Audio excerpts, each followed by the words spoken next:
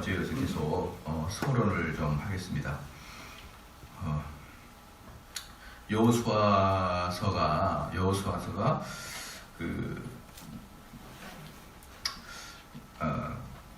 예수님을 완벽하게 예표하고 있다. 그 이름까지도 닮았다라고 어제 말씀을 드렸잖아요. 그리고 이제 오늘은 이제 그 족속, 어제도 족속들에 대해서 얘기해서 족속들이 얘기했는데, 족속들이 7족속인데 헷 족속, 가나안 족속, 블레셋, 히위 족속, 여부수 족속, 브리스 족속, 기르가스 족속, 이렇게 족속들이 있었다. 이런 족속들을 하나씩 이제 무너뜨리는 이제 그러한 일을 하는 게 여호수아서다. 이제 오늘은 이제 그 족속에 위해서 주요 무대를 좀 봐야 돼요. 무대. 우리가 여호수아를 볼 때 그 족속들하고 싸웠고, 그래 그 족속들이 속해 있던 땅 지역 있잖아요. 그 지역을 중심으로 했죠. 돌아가면서 전쟁을 하잖아요. 그 지역 같은 경우가 전체를 이제 쭉 보면 그 지역을 하나하나 점령해 나가면서 그래서 우리가 그 지역을 좀 이루어 알아야 됩니다. 첫 번째는 우리가 한 10가지 정도 지역을 좀 볼 텐데요. 시딤입니다. 시딤은 아직 그 여호수아서가 이제 시작이 됐지만 아직 요단을 건너지 못했을 때, 그러니까 요단 서편이에요. 요단 땅이 있고, 요단 서편은 아직은 이제 본 가나안 땅이 아니고, 요단강을 건넜을 때는 이제 본 가나안 땅이 나오는데, 본토가 나오는데, 아직 본 땅에 들어가기 이전에 시딤이라는 곳이 있었습니다. 자, 거기 시딤이 뭐였냐면 그곳에 다 모여서 여기서 진을 치고, 여기서 이제 우리가 군사 전력을 좀 정비하자, 또는 정복 전쟁을 좀 위해서 군사를 좀 확고하게 전략을 세우자, 이렇게 한 데가 시딤이었습니다. 시딤에 다 모여가지고 이제 이스라엘 사람들이 가나안을 점령하기 위한 계획을 잡았던 것이 시딤입니다. 그래서 여호수아에서는 처음 시딤이라는 지역이 제일 먼저 이렇게 나오고, 그 다음에 이제 길갈입니다. 두 번째, 시딤에서 이제 또 요단강을 건널 거 아니에요. 사실 요단강이 막 상당히 많이 나오죠. 시딤에서 요단강을 건너자마자 모여서 있었던 곳이 길갈입니다. 그 당시에는 봄이었고, 봄은 또 어떤 때냐면 이스라엘 사람들은 어떻게 여러분 어떻게 물을 이렇게 확보한다 그랬나요? 비가 아니라 북부 지방의 헬몬산에서 눈이 녹아서 요단강으로 쫙 이제 물이 들어오잖아요. 그러니까 봄이다 그러면은 헬몬산에 눈이 녹는 시간이에요. 눈이 녹는 기간이기 때문에 범람하게 됩니다. 요단강이 범람하게 되는데 그 거리가 사뭇 긴 거예요. 사뭇 길어요. 그래서 얼마만큼 기냐 그러면 거기를 건널까 말까에 대한 상당히 논쟁이 있었고 그러잖아요. 그래서 사람들은 이제 기가 질린 거예요. 어떻게 이 요단강을 건너냐라고 이제 했을 때 이제 여호수아가 각 지파의 그 제사장을 모아서 그 언약궤를 내고 발을 디디잖아요. 그러니까 갈라진다. 그만큼 엄청나게 컸어요. 아마 우리 한강 정도의 거리가 되지 않을까 싶어요. 근데 지금은 상당히 축소됐거든요. 그리고 다음에 우리가 예루살렘에 놀러 가보면은 이제 그걸 볼 수가 있을 텐데, 아이고 우리가 봤던 그 요단강이 뭐야, 이거 무슨 개울반 하잖아, 이렇게 한심스럽게 느낄 수가 있는데, 원래는 상당히 넓었다. 상당히 넓었고, 이런 것들을 뒷받침해 줄 수 있는 게 뭐냐면은 이 땅이 이렇게 좀 올라온 것 같아요. 땅이 전반적으로 이제 그 지각의 변동을 이렇게 올라오는 느낌이다. 왜냐 그러면은 제가 지난번에도 말씀을 한번 수요일 드렸는데, 설교 때 한번 드렸는데, 옛날에 그 바울이 살고 있었던 데가 해안가였거든요. 해안가. 원래 바울의 고향 다소는 원래 해안가였어요. 해안가였는데 지금은 해안가가 아니라 다소부터 해가지고 해안가에서 몇 킬로 거리가 왔습니다. 지금 옛날에 해안가였거든요. 근데 이게 윤길에서 올라오니까 물이 쭉 빠지면서 해안가가 아니라 이제 내륙이 됐고, 거기서 몇 킬로나 더 가야 바다가 나와요. 그러한 것들의 지형의 변형이 있었을 거 아니에요. 그러니까 요단강도 마찬가지로 축소가 된 거예요. 그래서 축소가 됐는데 그때는 엄청나게 멀었습니다. 길어가지고 그 요단강을 건너냐 마냐 뭐 이렇게 했던데, 그걸 건너자마자 진을 치고 거기 진을 쳤던 곳에서 할례 의식을 실시합니다. 가져와요. 왜 길갈에서 할례 의식을 실시하냐 그러면, 여러분 잘 알다시피 할례를 하게 되면 그때부터 남자는 힘을 잃어요. 한 몇 주라도 힘을 잃는데, 하필이면 이제 전쟁을 앞두고 할례를 실시한다. 자, 이건 뭐죠? 우리의 힘으로 싸우지 않겠다는 거예요. 하나님의 힘으로 싸운다. 에라 모르겠다. 하나님이 할례하라 그랬으니까 뭐 죽든 살든 하나님 알아서 하시겠지 하시면서 길갈에서 할례를 했고, 그 다음에 출애굽을 기념하는 유월절 의식을 드렸고 길갈에서, 그 다음에 중요한 게 뭐냐면 여호수아에게 여호와의 군대 장관이 나타나요. 여호수아에게 여호와의 군대 장관이 나타나가지고 용기를 줍니다. 그런데 이제 그걸 보면 알겠지만 그 여호와의 군대 장관은 여호와가 보낸 천사가 아니라 제2위이신 성자 하나님인 것을 우리는 성경을 보면 알 수가 있어요.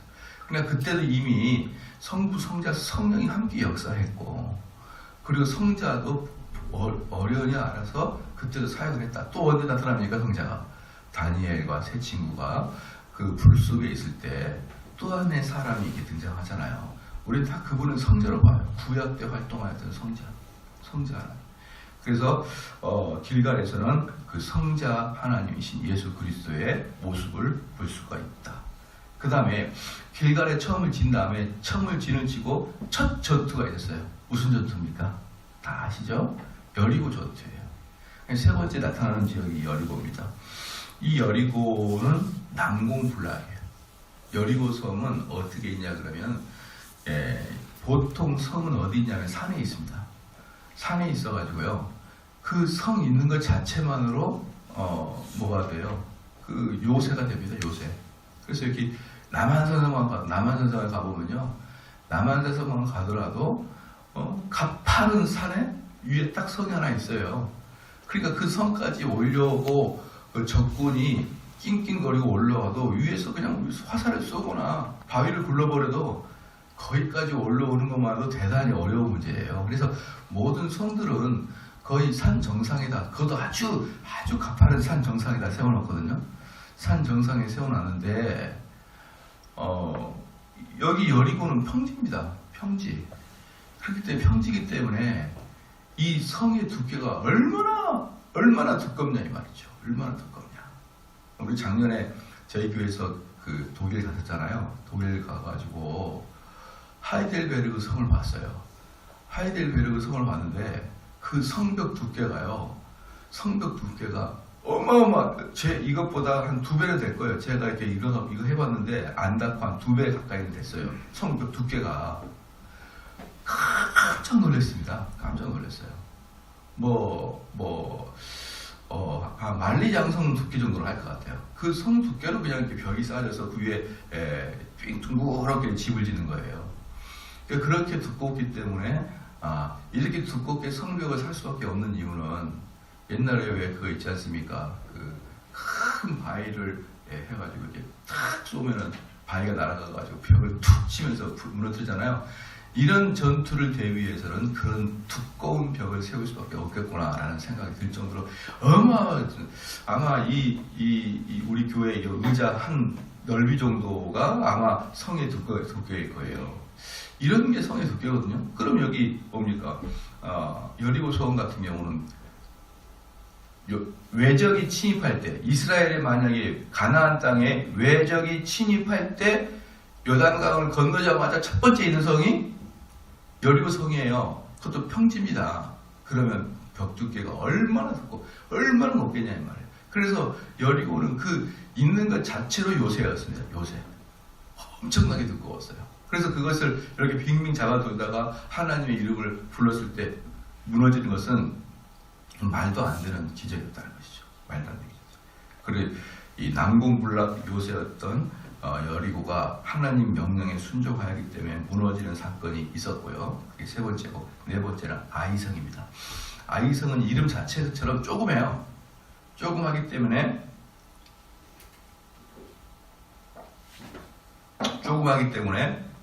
금방 쉽게 정복을 할 거라고 생각했어요.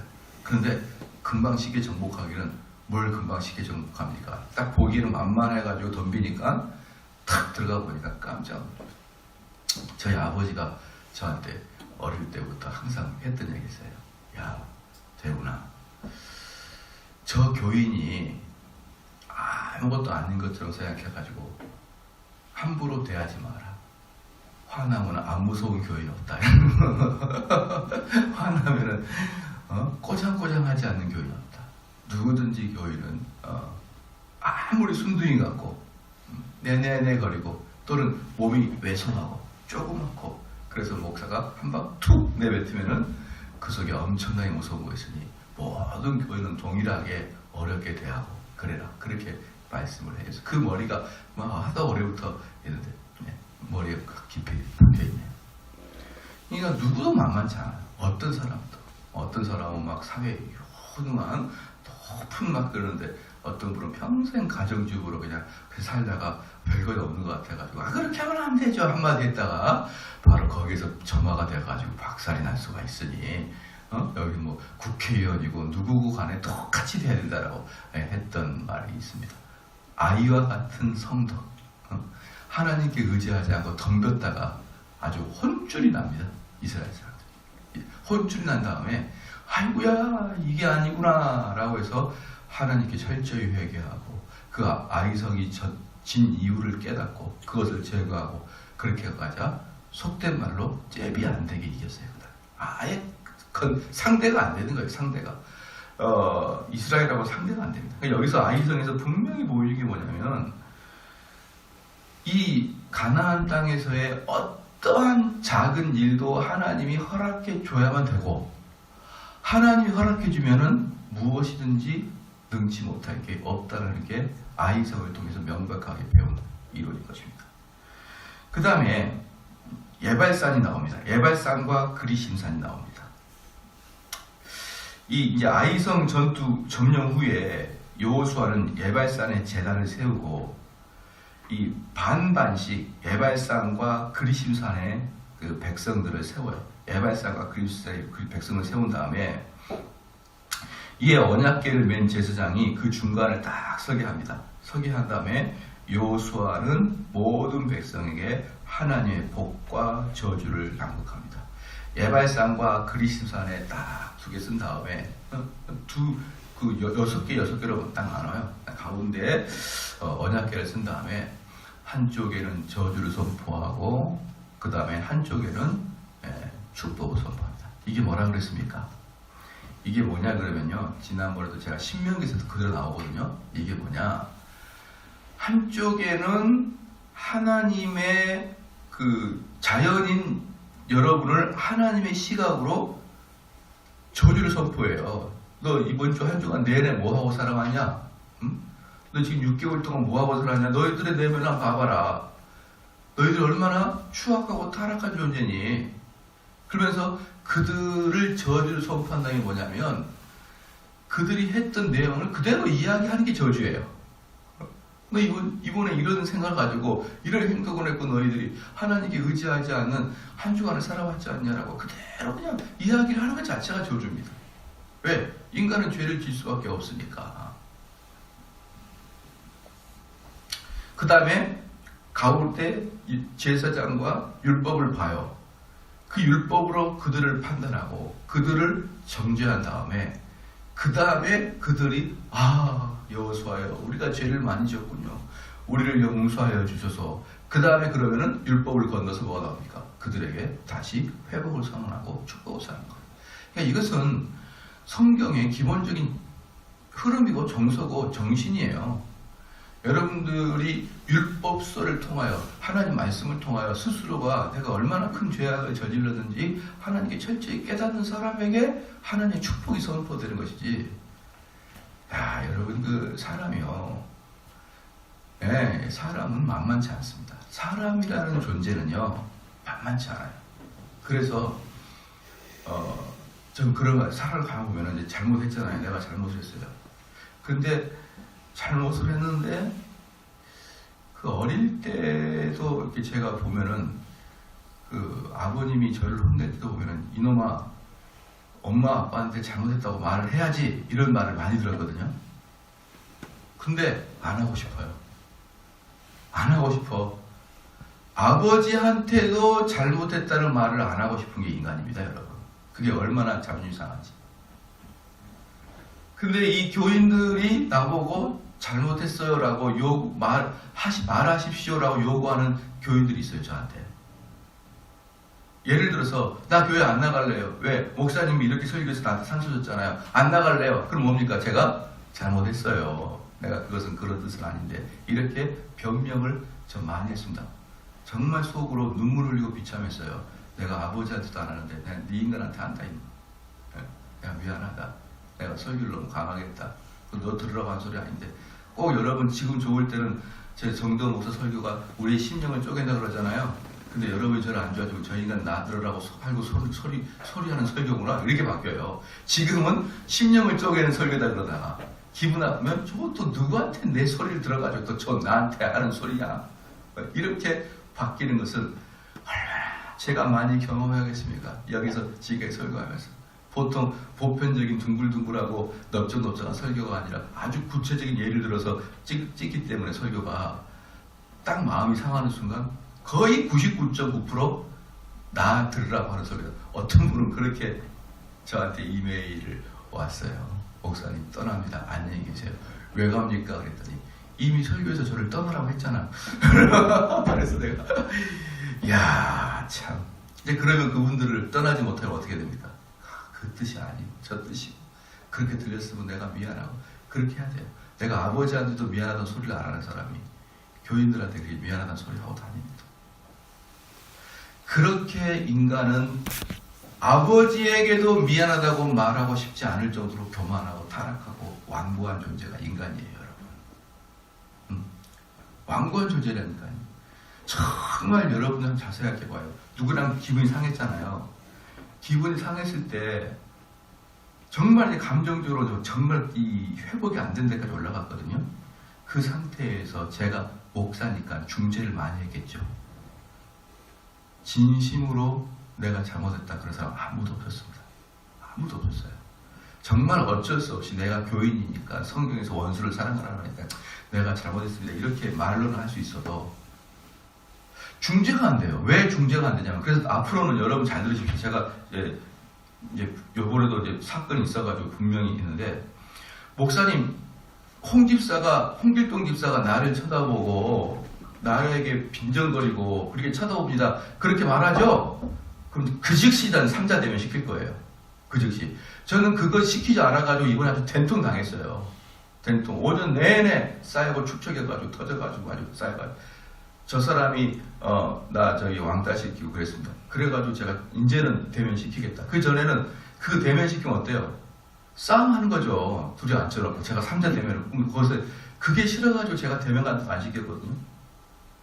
이제 시킬 거예요. 이제 누가 뒤에서 욕합니다. 아주 나를 아주 이렇게 하고 있습니다. 그러면은 불러가지고 했습니까? 안 했습니까? 안 했다 그러면 이 사람한테 어떤 근거로 당신을 왕따 시켰다 했어요. 근거를 대보십시오. 그 다음에 둘이 보낸 다음에 누구도 봤어요. 그럼 그 누구 3자도 불러가지고 또 대리를 지문해가지고 아주 당회에서 재판국 만들어가지고 이제 끝장을 낼 거예요. 이제 아주 그런 사람들이 있으면 알아서 하십시오. 이제 분명하게 확실하게 자료를 긁고 와서 문자나 카톡이나 아니면 녹음해가지고 자기를 음해했던 것들의 결과물이 없이 목사님 저 사람이 나를 얼마나 뒤에서 욕한지 아십니까? 뭘로 아십니까? 눈빛 이런 걸로 나가게 되면은 이제는 이제 그 사람한테 가만 안 둘 거예요. 정말. 차라리 교회 나오지 않는 게 교회를 위해서 훨씬 낫습니다. 눈빛, 말투, 뒷공기에서 써 있어요. 뭐 이런 거 있잖아요. 이렇게 해가지고 막 사람들이 나를 공격했다. 그러면 제가 어떻게 중간에서 그걸 감당할 수가 있나요? 안 돼요. 이제부터는 구체적. 그래서 여러분 어떻습니까? 에바일사가 그림산이에요. 너희들의 고집이 얼마나 센가 보라. 너희들이 아무리 나쁜 짓을 해도 어때요? 하나님께 진심으로 회개를 못하는 거예요. 사람은 자기를 낳아준 아버지에게도 진심으로 미안하다는 말을 못해요. 기분 나빠가지고. 그래서 아버지가 이놈아, 응? 그 입 놔두다가 뭐하냐? 엄마한테 미안하다 그래라 그러면 이럴 땐 저예요. 이게 얼마나 인간이 고집불통이고 못된 먹은 속성입니까? 지금 생각해보면 아주 못된 놈이죠. 저도 그렇고 여러분도 그렇다. 뭐 다를 게 뭐가 있느냐. 근데 이렇게 우리는 완고하고 우리 이렇게 죄악된 속성이 많기 때문에 우리는 하나님께 진지하게 죄송합니다 말을 못해요. 진지하게 하나님, 내가 정말 이 죄는 징계 안 했는데 내가 정말 하나님 죄송합니다. 내 다시는 그런 죄를 짓지 않겠습니다 하면서 다시는 짓지 않는 그러한 일들을 여러분 거의 못합니다. 못해요. 그 다음에 이제 에발사가 그립시다가 갔어요. 이제 6번째는 기브온입니다. 이 기브온은 뭐냐면 여호수아가 기브온 성을 거민들에게 속아서 평화 조약을 맺어요. 이 기브온이라는 애들이 이스라엘 백성이 요단강을 건너가지고 뭐 여리고성 그 최고의 난공불락이거든요. 제일 기적적인 전투가 여리고성이에요. 그 여리고성을 단방에 무너뜨리고 아이성까지 치고 아주 막 속속속속 올라온다는 걸 보니까 아이고 깜짝 놀랐어요. 깜짝 놀래가지고 기브온성 거민들이 이스라엘에 찾아와가지고 평화조약을 맺습니다. 야, 우리 멀리서 온 백성인데 그러면서 어때? 멀리서 왔다고 신발도 해진 걸 보여주세요. 이렇게 오면서 신발이 이게 다 다를 정도로 멀리서 왔다. 우리하고 화친하자. 그러니까 여호수아가 덜커덕 어때요? 그래, 하나님께 선서를 하고 화치를 맺어요. 그런데 알고 보니까 옆 동네 사람이에요. 옆 동네 사람. 그러면 여러분 이 속였어요. 속아. 이 인간이 속았습니다. 기브온 애들이 우리를 속였어요. 자, 근데 우리는 여호수아는 그걸 못 모르고 하나님께 언약을 맺었어요. 내 이 기브온 이 사람을 치지 않겠습니다. 우리 평화조약을 맺겠습니다. 근데 나중에 알고 보니까 속은 거예요. 자, 그러면은 그 하나님께 약속한 것은 무효가 됩니까? 무효가 되지 않습니까? 속았다니까. 나는 몰랐어요. 그래서 하나님께 약속을 했어요. 기브온은 치지 않기로 했어요. 근데 나중에 바로 옆 동네입니다. 얘네들을 안 쳤다가는 큰일 날 것 같거든요. 그건 정당한 계약이 아니고 속은 거예요. 자, 이런 계약에 있어서는 때로는 물을 수가 있나요? 아니면 물을 수 없나요? 물을 수 없어요. 없어요. 그래서 웨스트민스터 신학으로도 분명히 나와요. 하나님께 서약하고 선서한 것은 너희가 손해를 보고 설령 속을지라도, 그때 설령 속을지라도가 이 기브온의 이야기거든요. 너희가 하나님께 약속한 것은 속을지라도 지켜야 된다. 그럼 뭘 해야 됩니까? 속기 전에 면밀히 따져봐야죠. 선서하기 전에 따져보고 선서를 해야죠. 여호수아가 덜커덕 아마 순간적으로 여호수아 마음속에 교만함이 있었지 않았을까라는 생각이 들어요. 승승장구하니까. 그래서 하나님께 묻지 않고 덜커덕 기브온을 너희 살려주겠다. 그래서 살려줬어요. 살려주는 대신에 기브온은 평생 뭐합니까? 기브온은 평생 종 노릇해요. 그래서 이스라엘 사람들을 갈 때마다 장작 패고 이런 애들이 이제 기브온을 사용하죠. 이게 참 아이디어가 좋아요. 죽이진 않아. 죽이진 않은데 너희들은 이제 속였으니까 계속 종이 되라 하면서 기브온 족속들은 자연스럽게 이스라엘 족속이랑 섞이게 됩니다. 물론 오랫동안 종 노릇하지만 우리 여기 있는 국민들도 거의 조선시대 때는 아버지가 종이었잖아요. 맞죠? 우리 아버지 머심이었잖아요. 마당새. 그런 많아요. 왜냐 그러면 우리나라 조선의 역사를 보면 약 45%가 종이에요. 45%가. 그리고 약 30%가 양민은 뭐냐면은 농사나 짓고 살아가는 사람. 거의 7, 8%가 양반이에요. 7, 8%가. 그러니까 우리 민족들의 거의 대부분은 양반의 피가 아니라 무슨 피죠? 마당새의 피나 돌쇠, 또리 뭐 이런 애들의 피죠. 이런 후손. 근데 목사님 우리 족보가 있는데요. 그 족보 여러분의 3대째 할아버지 증조 할아버지 있잖아요. 그분이 샀어요. 원래 돌쇠 마당새 집안인데 갑오 경작이 일어나면서죠. 갑오 경작이 일어나면서 전부 다 신분제 철폐를 해버렸어요. 신분제를 갑오 경작이 일어나면서 상투 잘라버리고 신분제를 철폐했습니다. 그때 돈 좀 있던 종들이나 양민들이 아이고 그동안에 내가 양반 되고 싶었다 그래 양반 족보를 샀어요.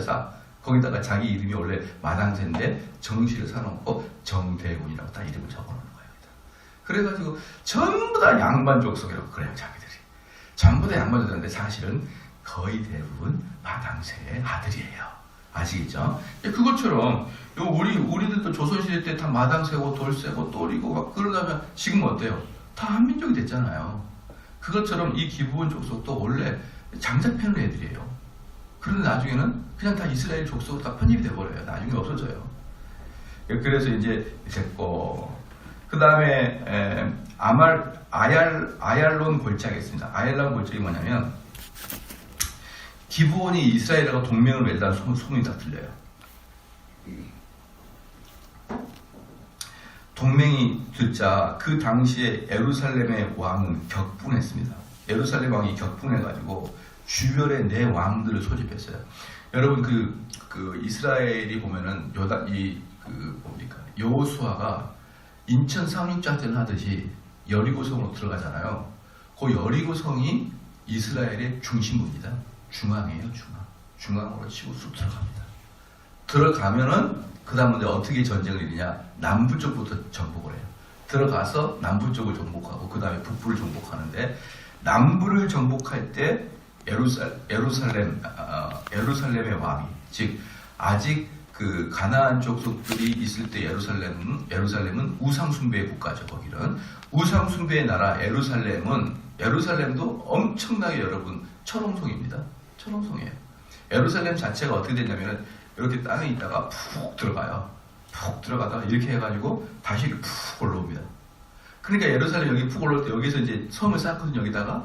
그럼 예루살렘 여기 성까지 올라오면 어떻게 됩니까? 요 사람들이 밑으로 들어가야 돼요. 그러니까 아무리 큰 대군이 와도 한꺼번에 예루살렘을 못 들어와요. 들어갔다가 몇 명만 올라가는 거예요. 그러니까 예루살렘은 그 자체로 완벽한 요새입니다.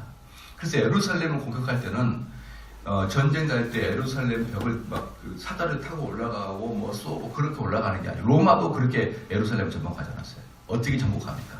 예루살렘은 그 주변에서 가만히 있는 거예요. 예루살렘 주변에 포위하고 가만히 있어요. 얼마큼? 3년 넘게. 그럼 뭐가 됩니까? 굶어 죽잖아요. 그렇게 예루살렘 성은 점령하는 것이지 막 포 쏘고 활 쏘고 그렇게 점령하는 게 아니에요. 그래가지고 이 예루살렘이 여기가 얼마나 요새입니까? 그런데 가만히 있었으면 됐을 건데 이 예루살렘 왕이 그냥 긴장한 겁니다. 긴장을 해가지고 야 여호수아라는 애들이 오는데 아주 우리 큰일 났다. 우리 모으자 해가지고 네 족속이 연합을 해가지고 남부 연합군을 만듭니다. 그래가지고 나와가지고 그냥 여호수아 싸우는데 봐보세요. 여호수아는 이 여리고로 들어가서 그 다음에 남부 지역을 하나하나 점령해야 되는데 얘네들이 여호수아한테 도움을 주려고 한꺼번에 전멸을 당하겠다 나오는 거예요. 여호수아가 만약에 얘네들이 안 나왔으면 하나하나 점령을 했었어야 돼요. 그것도 아까처럼 말했더니 예루살렘 성같이 막 그런 데 올라가요. 근데 자기들의 그 유리한 고지를 내비두고 나와가지고 한꺼번에 죽여다오 이렇게 여호수아에게 나옵니다. 그래서 여호수아가 올코인이 안 됐다 해서 한꺼번에 남부를 점령하는데 얘네들이 도망갑니다. 도망가는데 오늘 저 인간들을 다 점령해야 되겠다 싶어서 어떻습니까? 태양아 멈춰라, 달아 멈춰라 라고 기도하잖아요. 그게 바로 이 아얄라 골짜기예요. 그래서 딱 멈춘 다음에 전멸을 시키죠. 그래서 아주 깔끔하게 남부는 점령합니다. 그러면은 남부를 깔끔하게 점령을 하고 그 많은 것을 어떻게 점령할까라고 7년 전, 그래도 이 전체가 7년이에요. 예, 가나안 땅 점령이 7년 걸려요. 그래도 정복이 어떻게 할까 그랬더니 또 북부 하솔이라는 8번째입니다. 하솔인데 가나안 북부에 위치한 하솔이라는 땅이 있어요. 그 성의 왕이 어떻게 했느냐? 야, 여리고도 치고 남부도 쳤단다. 이렇게 이야기 들으면은 하솔 왕이 어떠냐? 우리도 북부 연합군을 만든 자리여가지고 또 한 방에 일망타진하려고 또 자기들끼리 만들어요. 신기하죠? 너무너무 일을 쉽게 합니다. 남부도 그렇게 일망타진하게 자기들끼리 모여서 오고, 북부도 하솔이라는 곳의 왕이 하솔의 왕 야빈이라는 왕이 북부 연합군을 만들어가지고 또 여호수아의 군대에게 대항하지만 한마디로 완벽하게 선멸을 당합니다. 선멸을 당해요. 하솔이라는 땅에서. 그게 8번째입니다. 아얄론 골짜기가 7번째, 8번째 하솔. 그 다음에 아얄론 골짜기는 여호수아 10장이 나오고 하솔은 여호수아 11장이 나옵니다. 그 다음에 실로입니다. 실로는 뭐냐? 가나안 정복 후 이스라엘은 성막을 세우기 위해서 실로에 모였고, 그 후 아직 땅을 분배받지 못한 7지파가 이곳에 모여서 제비를 뽑아서 땅을 분배를 받습니다. 한 땅을 받습니다. 7지파가 한 땅을 받습니다. 실로에서. 그러니까 여기서 보면은 사람은요, 사람뿐만 아니라 짐승들도 제일 견디지 못하는 게 차별입니다. 차별이에요. 못 먹어도 평등하면은, 여러분들 공평하면은 참을 수가 있는데, 많이 먹어도 차별당하면은 참을 수가 없어요. 그래서 지난번에 제가 한번 예를 들었는데, 어떤 과학자가 실험을 했어요. 원숭이한테 이렇게 당근을 계속 줬어요. 그때 원숭이가 막 당근을 먹습니다. 먹어요. 잘 먹어요. 근데 옆에 있는 원숭이한테 얘는 당근을 주고, 그 다음 며칠 후에 애한테는 바나나를 줬어요. 바나나를 먹은 원숭이가 막 먹어. 당근을 준 원숭이가 당근을 던져버리더라고. 그게 유튜브에 나와요. 당근을 던져버립니다. 원숭이도 차별을 싫어해요. 인간이야. 하물며 인간이야. 그래서 여호수아가 실로에서 이스라엘 땅을 분배할 때 엄청나게 예민해졌습니다. 어느 누구도 자기들이 차별받았다고 느끼지 않도록 아주 예민하게 기도하면서 하나님의 뜻을 물으면서 뽑아서 제비를 뽑아서 그 땅을 만들어 갔어요. 그래서 사실은 다른 데보다도 사실은 실로에서 가장 예민한 사건이 날 뻔했었다. 실로에서. 그렇죠. 우리도 뭐 똑같잖아요. 마지막에 10번째 세겜입니다. 세겜. 이 세겜은 여호수아가 죽기 전 이스라엘 백성들을 이곳으로 불러 모아서, 그런 후에 가나안 땅을 주신 분은 하나님이고, 이 역사를 쭉 여호수아가 이야기하게 되면서 우리가 하나님을 섬길 때는 승승장구했지만 하나님을 섬기지 않을 때는 작은 성에도 패했다. 그러니까 너희들은 절대로 하나님의 명령을 떠나는 게 아니다. 우리가 군사력이 강해서 이긴 게 아니고 하나님의 명령으로 이긴 것이다. 왜 그러냐 그러면요, 이스라엘 사람들이 하나님이 어떻게 도왔냐? 하나님이 무형유형으로 도와요. 실질적으로 이스라엘 사람들에게 힘을 주기도 하고, 이스라엘 사람이 그 지역에 도착하기 전에 먼저 이스라엘 사람들을 무시무시한 존재라고 소문을 내놓습니다. 그럼 그 사람들이 바들바들 떨어요. 이스라엘 사람들이 오면 그냥 떨어. 그렇게 이미 심리전에서 하나님이 먼저 그들을 다 점령을 해버립니다. 제가 몽고족이요. 여러분, 이 세상에서 제일 강한 민족이 몽고족이었어요. 왜 몽고족이냐면, 여러분, 로마를 점령하는 나라가 누구였습니까? 로마를 점령한 나라, 로마를 결국은 끝장낸 나라가 게르만 민족들이었어요. 게르만족들. 그러니까 여러분, 라틴 애들하고 라틴 계열의 유럽 애들하고 게르만족 유럽 애들은요, 등치가 엄청나게 차이가 나요. 게르만 민족들은 지금 평균 키가 1m 182, 3이에요.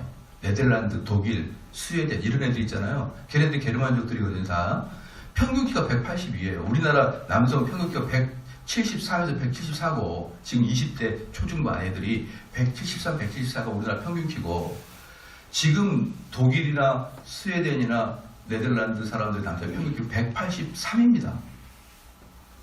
그러니까 기본적으로 180, 거기는 180 애들이 기본적으로 그냥 돌아다니는 애들이 180이에요, 다. 그런데 라틴 계열의 이탈리아나 스페인이나 이쪽 애들 있잖아요. 프랑스나 얘네들 키가 우리랑 비슷해요. 서양인인데 우리랑 키가 비슷하니까 좀 어색해. 등치가 차이가 엄청납니다. 그래서 게르만족들이 그 알프스를 넘어서 라틴, 즉 로마로 쳐들어갈 때 라틴 계열 애들이 꼼짝을 못했어요. 아이고 무서워. 아이고 쟤네들은 그냥 머리 위에서 칼이 내려와. 그냥 칼 길이도 뭐 비교가 안 되죠. 등치가 크니까. 그래서 로마가 깨끗이 게르만 애들한테 집니다. 독일 계열한테. 그래서 이제 고대는 로마 시대고 중세는 게르만 시대예요. 모든 게 독일을 중심으로 프랑크 왕국을 중심으로 이루어지잖아요. 근데 그 독일을 박살낸 애가 있어요. 독일을 박살낸 애가. 왜 독일 애들이 알프스를 넘어서 로마까지 가느냐? 외적이 침입하니까 도망가다가 알프스까지 넘어가가지고 로마까지 간 거예요. 도망가면서 로마를 먹어버린 거예요. 그럼 누가 쳐들어왔냐? 훈족이 쳐들어와가지고 로마에 게르만이 도망간 거야. 그 훈족을 왜 쳐들어왔냐? 몽고족이 쳐들어와서 도망간 거야. 그러니까 제일 처음에 몽고족이 훈족을 치니까 훈족이 또 서쪽으로 도망가면서 게르만족을 치고 게르만족이 치니까 로마를 친 거예요. 그 당시 고대 최고의 나라의 로마를 껌값으로 여기고 있던 게 몽고입니다, 결국은. 근데 그 몽고의 작전 중에 첫 번째 작전이 뭐냐? 몽고가 들어오면 싹 쓸어버린다. 아주 영혼까지 탈탈 털어갔다.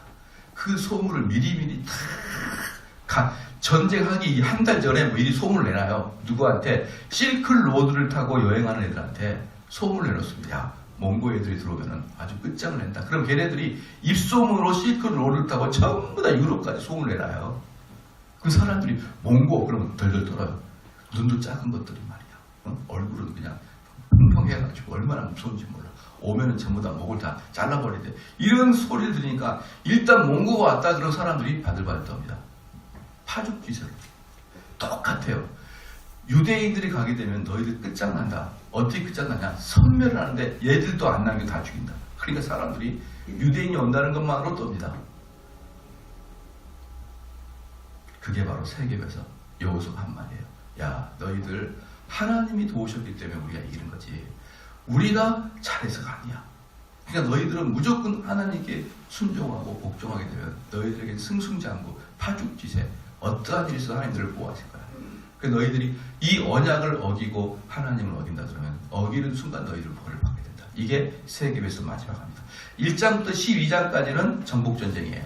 13장부터 24장까지는 거기 정착기입니다. 여호수아는 크게 두 개 나눠요. 이런 이제 오늘까지, 어제 오늘까지 서로를 크게 봤습니다. 어제는 우리가 7 가나안 족속을 받고, 오늘은 이제 점령지를 받고, 크게 이렇게 두 부분을 나누더라고요. 그래서 다음 내일부터는 이제 구체적으로 1절씩 우리가 해석을 해 나가면서 여호수아를 보겠습니다. 기도하시겠습니다. 하나님 아버지 참 감사합니다. 저희들을 군인으로 불러주시옵고 저희들이 하나님 안에서 하나님 명령을 순종해 나갈 때는 정말 하나님께서 우리에게 대적을 앞에 세우지 못할 정도로 강력한 이스라엘 백성을 만들어 주셨고, 또한 하나님 명령을 듣지 않을 때는 어떠한 작은 자에게도 벌벌 떨 수밖에 없는 그런 민족이 되게 하여 주심을 참으로 감사합니다. 오늘도 우리가 어떠하든지 간에 하나님 명령을 벗어나지 아니하는 삶을 살게 하여 주셨고, 그리스도와 동행하고 연합하는 삶이 오늘도 이루어지도록 하나님 역사하여 주시옵소서. 어떤 두려움이 있을지라도 우리의 군대 장관이신 여호와 하나님을 의지하게 하여 주시옵고, 그 하나님 속에서 우리가 평안과 안식을 얻을 수 있도록 인도하여 주시옵소서. 감사드리며 예수님의 이름으로 기도합니다. 아멘.